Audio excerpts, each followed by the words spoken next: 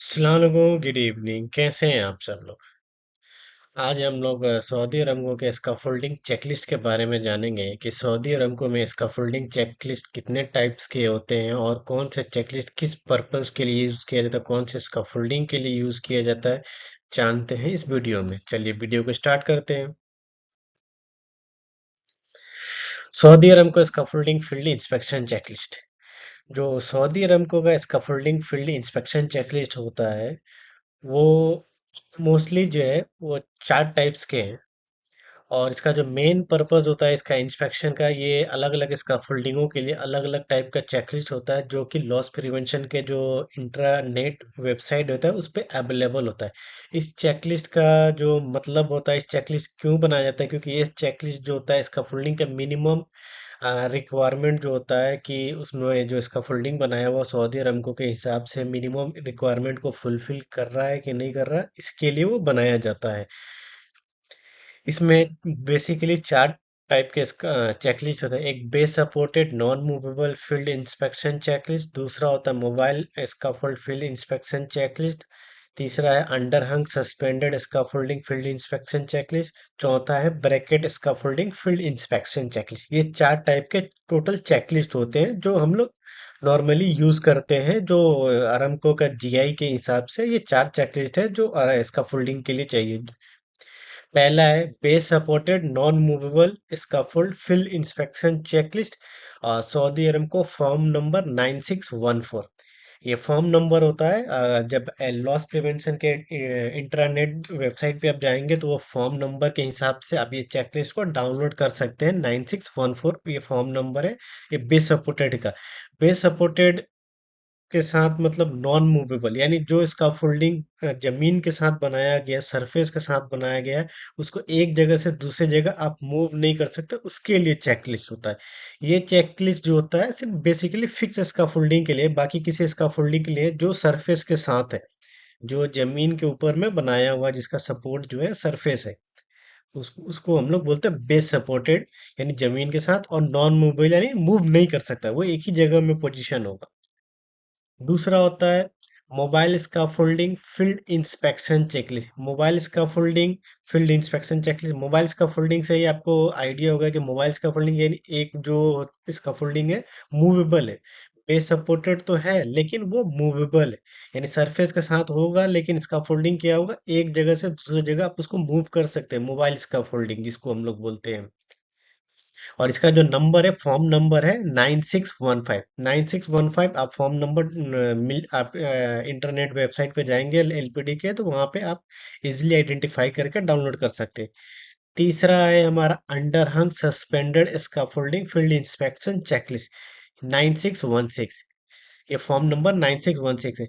ये स्कैफोल्डिंग जो scaffolding surface के साथ नहीं है, किसी भी स्ट्रक्चर के साथ, किसी बीम के साथ, किसी भी अरामको का बीम, एच बीम, आई बीम या कॉलम के साथ सपोर्ट लेकर के हमने बनाया हुआ है, उसको बोलते हैं अंडरहंग या सस्पेंडेड। जो जमीन के साथ कोई टच नहीं है, प्लांट के किसी आई बीम या एच बीम के साथ, कॉलम के साथ सपोर्ट लेकर के, टाई लगा करके उसको हम लोग कंस्ट्रक्ट करते हैं, उसको बोलते हैं अंडरहंग या फिर सस्पेंडेड। तो इसका फॉर्म नंबर 9616 है, आप इसको भी डाउनलोड कर सकते हैं। चौथा है हमारा bracket scaffold field inspection checklist, form number 9617। ये स्कैफोल्डिंग जो होता है, ये जो चेकलिस्ट होता है स्कैफोल्डिंग, कोई जो भी स्कैफोल्डिंग हम लोग टैंक के वॉल के ऊपर में, कोई भी स्कैफोल्डिंग हमने बनाया टैंक के वॉल के ऊपर में, यानी ब्रैकेट स्कैफोल्डिंग हमने बनाया, तो ब्रैकेट स्कैफोल्डिंग नॉर्मली जो बनता है वो टैंक के वॉल के ऊपर में बनाया जाता, उसके ऊपर में वॉल के ऊपर में वेल्डिंग करके बनाया जाता है।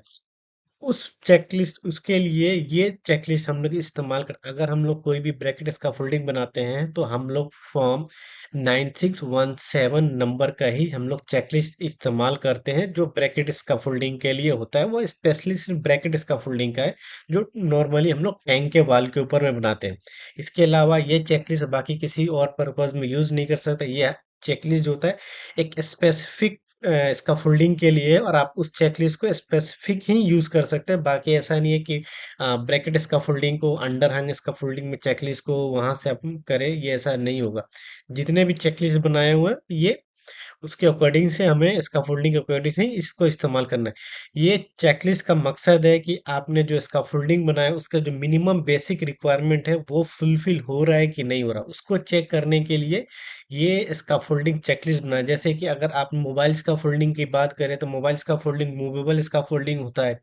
तो उसमें जो चेकलिस्ट का जो मिनिमम जो डिटेल्स हैं, उसके जो पोस्ट स्पेसिंग कितनी होनी चाहिए, ड्यूटी कौन सी है, इम्पोज्ड है नॉन इम्पोज्ड है, ये उसका इम्पोज का पोस्ट स्पेसिंग क्या है, प्लान ब्रेस है तो प्लान ब्रेस ये इसके लिए इस्तेमाल है।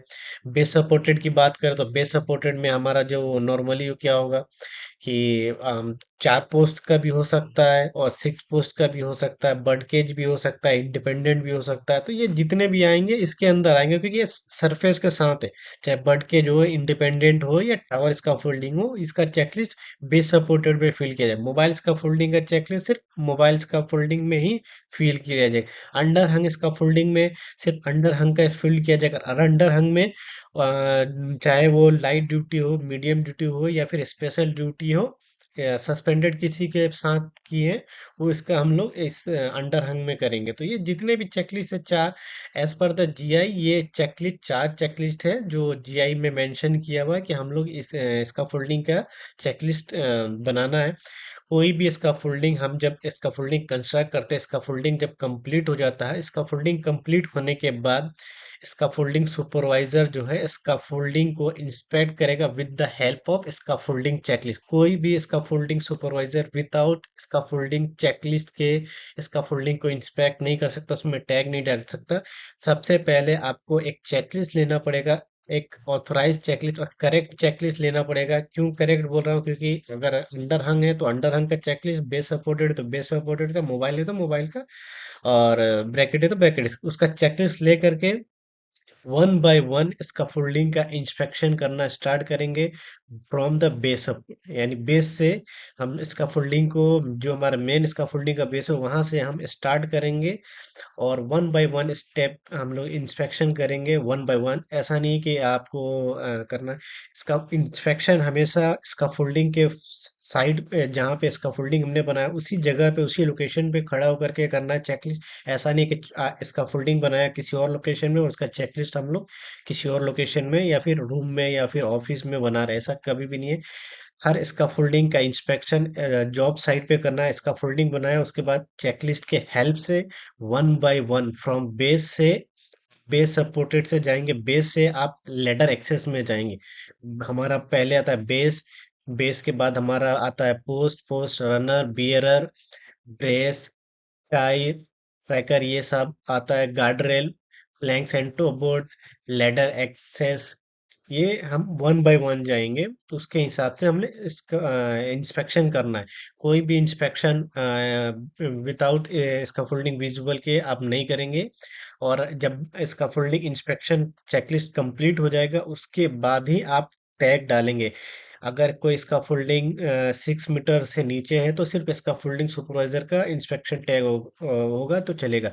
अगर कोई इसका फोल्डिंग 6 मीटर से ऊपर है तो वहां पे इसका फोल्डिंग सुपरवाइजर प्लस इसका फोल्डिंग इंस्पेक्टर को दोनों को डिफरेंट डिफरेंट चेकलिस्ट ले करके डिफरेंटली फिल करना है। मतलब अगर इसका फोल्डिंग सुपर एज इसका फोल्डिंग सुपरवाइजर मैं इसको इंस्पेक्ट कर रहा हूँ तो इसका फोल्डिंग इंस्पेक्टर दूसरे इसका फोल्डिंग चेकलिस्ट के हेल्प से उसको इंस्पेक्ट करेगा। इसका कोई ऐसा नहीं कि सेम चेकलिस्ट आप सबमिट करेंगे, डिफरेंट चेकलिस्ट होना चाहिए। हर इसका फोल्डिंग सुपरवाइजर अपना चेकलिस्ट खुद सबमिट करेगा और इसका फोल्डिंग इंस्पेक्टर अपना इंस्पेक्शन खुद करेगा।